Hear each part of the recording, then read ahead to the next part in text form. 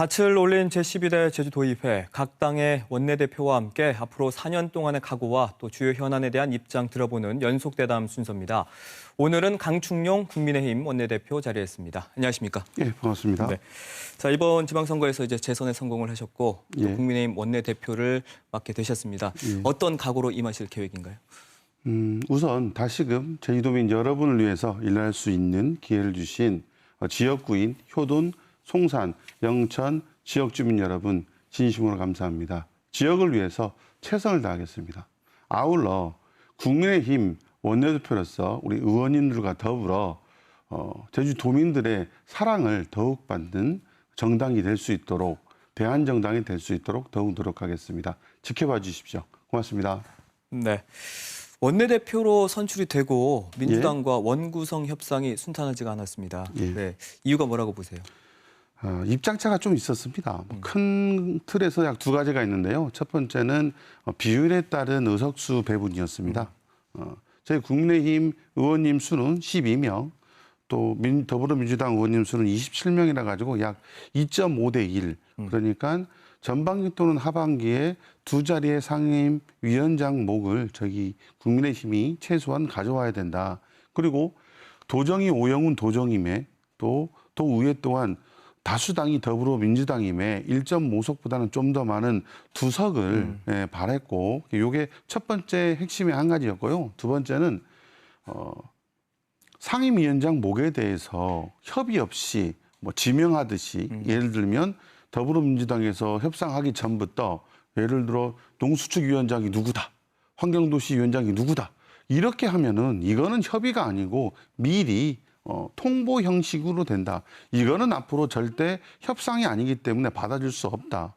이 부분에서 일단은 더불어민주당에서 이러한 형식이 취하지 않고 협의에 적극적으로 임해줌에 농수축위원장을 저희들이 갖고 오게 해줌에 따라 그럼 전반기 하반기 1.5석 대신에 그 예결위원장 2석에 대해서 얘기가 있었습니다. 그 양해를 어떻게 한 거냐면 더불어민주당 의원님 재선 이상 분이 14명인데 1.5석 주면 13분의 의원님만 되고 나머지 한 분은 그러면 지역구에서 뭐라고 얘기할 수 있느냐, 이 부분에 대해서 국민의힘에도 좀 이해해달라.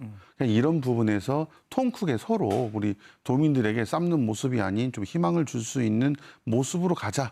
여기에 합의점을 찾아서 뭐 많은 우여곡도 있었고 다툼도 있었지만 각 정당 의원님들의 요구사항을 전부 다 수용도 못함에 좀 아쉬운 부분도 있지만 그래도 통 크게 그냥 합의를 잘 됐다고 개인적으로 보고 있습니다. 네, 근데 이제 상임위원장 구성만 봤을 때는 어쨌든 국민의힘이 당초 요구했던 것보다는 기대에 못 미쳤던 건 사실이었지 않습니까?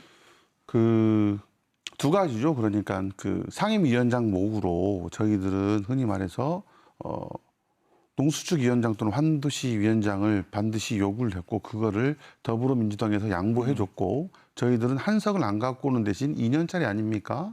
예결위원장 목으로 최소 2자리 그리고 4.3든 다른 특별위원장 목을 저희들이 함께 논의하기로 합의받기 때문에 뭐 괜찮은 정도다 보고 있습니다. 그럼 여러 상임위원장 가운데 이제 농수축경제위원장을 선택한 이유는 뭔가요? 아까 말씀드렸다시피 농수축위원장 아니면 환경도시위원장 2자리를 특히 요구했습니다. 네. 그 이유는 저희 의원님 중에 강현호, 김한국 3선 의원님이 아주 훌륭한 의원님이 계신데 그럼에도 불구하고 아직까지 상임위원장 자리를 한 번도 활동하지 못했습니다. 그래가지고 도민들에게 가장 잘할 수 있는 상임위원장이 어떤 것이냐에 대해서 3선 의원님 2분에게 물어봤습니다. 그래서 강현호 의원님께서 농수축위원장만큼은 내가 자신 있게 도민들을 위해서 잘할 수 있다. 김한국 의원님께서는 환경도시위원회 위원장 자리면 내가 가장 적합하게 잘할 수 있다라고 해서 둘 중에 하나를 요구했고 더불어민주당과 협의하에 농수축 경제위원회를 저희 국민의힘에 양보함에 따라 저희들은 그에 걸맞는 강현호 의원님을 위원장 자리에 내정하게 되었습니다. 그런 또 뒷이야기가 있었군요. 예.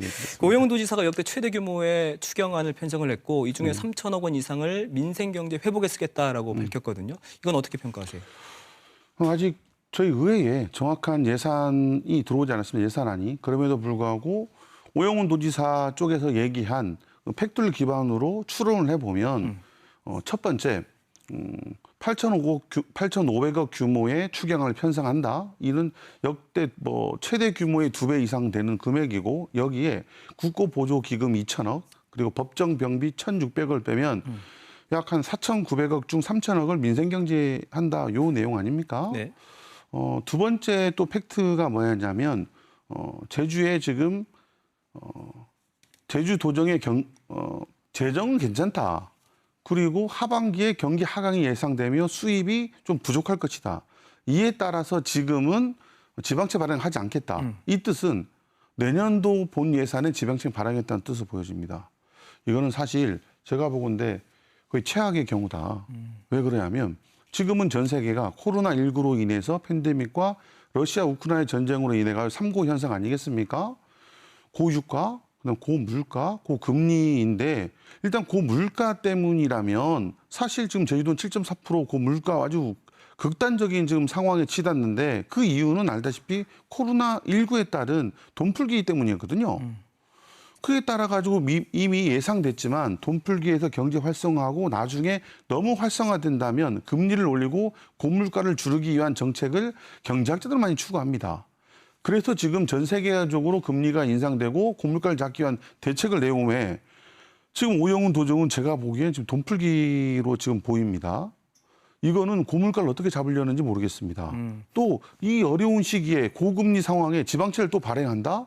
이걸 도민들에게 어떻게 설명할 것이고 차라리 오영훈 도정이 얘기한 위기일 때 기회로 만드는 역할, 즉 이때까지 못했던 많은 필요한 예산들이 지금 써야 될 때가 많습니다.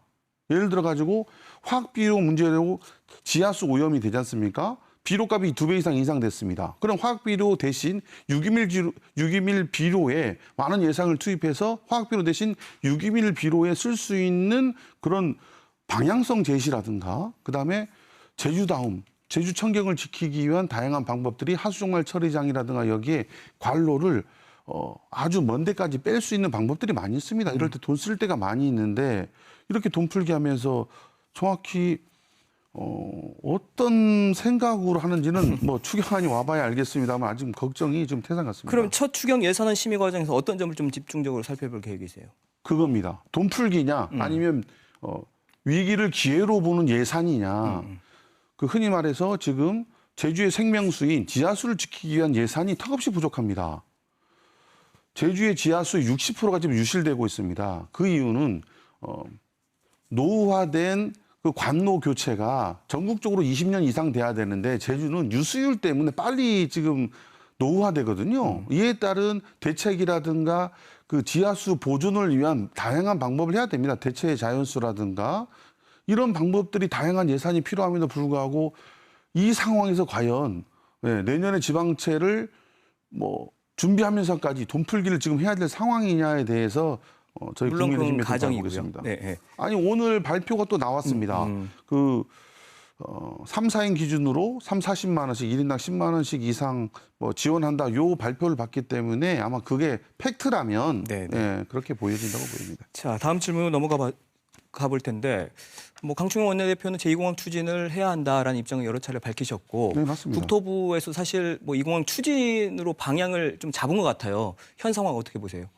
이 제2공항은 현 제주공항이 이용에 따른 불편함의 이유, 그 이유로 30년 전부터 우리 도민사회에서 신공항을 설계했습니다. 즉 현공항 확장 또는 현공항의 불편함이 현 공항이 확장이 안 되면 새로운 공항을 지어달라. 요 뜻을 제주를 대표하는 많은 지도자들 있지 않습니까? 역대 도지사분들과 국회의원, 2012년에는 제주도의회 의원 만장일치된 의견으로 대통령, 국무총리, 각 정당 대표들에게 제2공항의 뜻이 제주도민에 있음을 만찬에 공고했습니다. 그리고 2015년도에 국토부에서 현공항 확장이 도저히 안 되니 성산포에 제2공항이 짓겠다.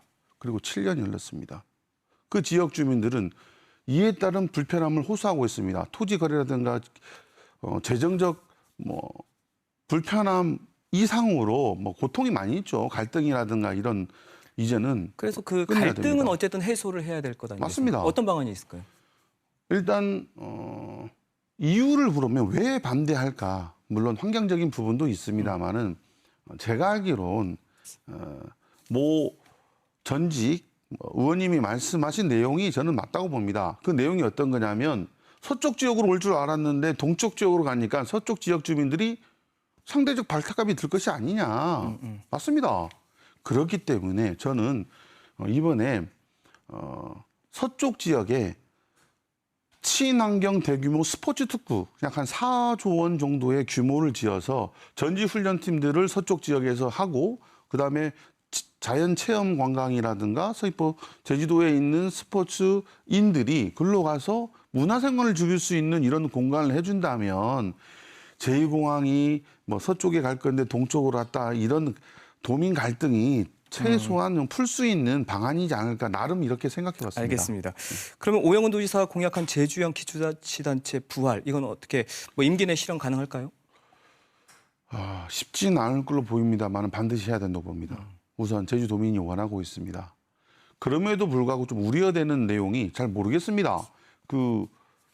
이때까지 모든 데이터를 보면 3개의 권역 또는 4개의 권역을 많이 권고했는데 왜 5개의 권역과 6개의 권역을 추구하는지에 일단 이에 대한 합의점부터 도출해야 되고 5개, 6개 권역이 하기 위해서는 알다시피 많은 공무원 수가 필요하고 예산과 뒷받침이 필요합니다. 그리고 도의회가 동의가 필요한데 저희 도의회하고는 전혀 아무런 얘기도 없고 우리 도의회 동의가 받으려는 노력을 할 것인지 아니면 언제 할 것인지 그리고 이에 대한 충분한 민주당끼리의 협의가 있었는지가 문제인데 제가 알기로 민주당끼리도 서로 협의가 아직 진행되지 않았습니다만은 그래도 우리 도민들이 원하는 부분이 직선제이기 때문에 이에 따른 충분한 진행은 해봐야 된다. 노력은 해봐야 된다. 저는 그렇게 보고 있습니다. 네, 그럼 마지막 질문 드릴게요. 제12대 도의회에서 그럼 꼭 성과를 내고 싶은 뭐 정책이나 과제 뭐가 있을까요? 좀 간략하게 말씀해 주십시오. 네, 우선 제2공항 이에 대한 갈등 조속히 해결해 보고 싶습니다. 그리고 4.3 문제에 대해서 도민 합의가 필요합니다. 국민의힘에서는 대법원 판결에 따른 1억 3천만 원 정도의 보상인데 민주당은 이제 9천만 원 수준인데 이를 제주도에서 먼저 의회에서 합의 본 다음에 추구해야 되고 피해자라든가 신고 사례가 유가족이 약한 굉장히 많음에도 불구하고 그 절반도 안 되는 15,000명 이하가 신고하고 있습니다. 이에 대한 신고라든가 포상해야 되고 지하수 문제 반드시 지켜내겠습니다. 환경 문제 함께 해결내 보자 이렇게 노력하겠습니다. 네, 알겠습니다. 이 부분에 있어서 꼭 성과 내주시기 바라겠습니다. 고맙습니다. 네, 오늘 말씀 여기까지 듣겠습니다. 고맙습니다. 고맙습니다. 네.